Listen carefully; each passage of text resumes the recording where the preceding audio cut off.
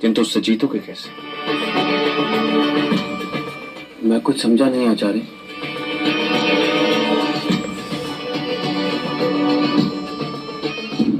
तुम ये युद्ध कैसे जीतोगे चंद्रगुप्त? क्या योजना है तुम्हारी? क्या युद्ध नीति है तुम्हारी? योजना, युद्ध नीति? मैं तो सीधे उस धनानंद पर आक्रमण करूंगा, उसकी छाती फाड़कर उसका पाषाण हृदय निकाल लूंगा मैं। आचार्य,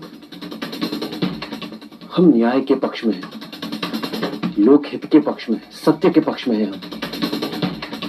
तो फिर हम पराजित कैसे हो सकते हैं? मात्र साहसिक बातों और क्रोध से युद्ध नहीं जीते जाते। युद्ध अपने पक्ष की सत्यता और दैवी आशीर्वादों से भी नहीं जीते जाते। युद्ध व्यक्तिगत वीरता से भी नहीं जीते जाते।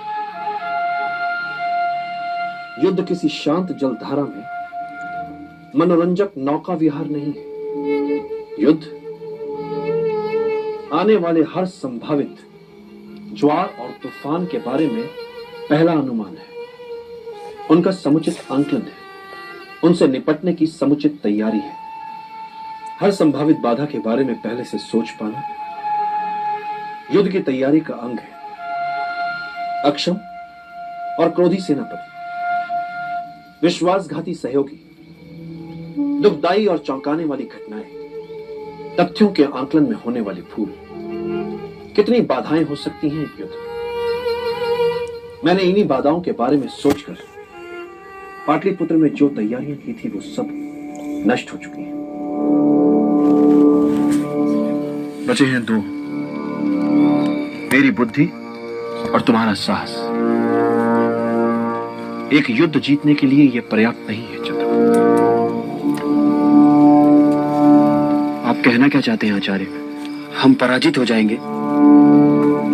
यदि हमने ये सोच लिया कि हम दोनों मिलकर धनानंद को समाप्त कर सकते हैं,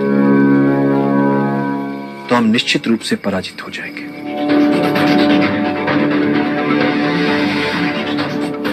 हम किसी गंधर्व लोक से आए कोई चमत्कारी जीव नहीं है, साधारण मानव है, और हमारा सामना मगध जैसे शक्तिशाली राज्य से है।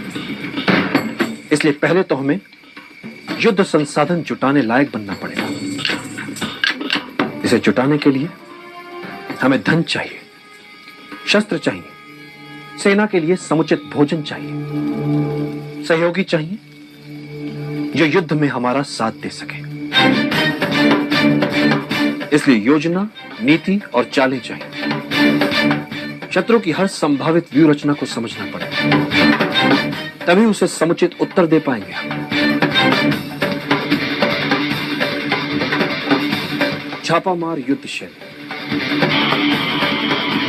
सीमित संसाधन वालों के पास यही एकमात्र विकल्प है। धनानंद पर आक्रमण के लिए यही होनी चाहिए हमारी नीति। इसी नीति से हम मगध के मस्तक पर अर्थात पाटलिपुत्र पर अधिकार करेंगे। पूरी तैयारी के पश्चात ही हम युद्ध की बात सोच सकते हैं।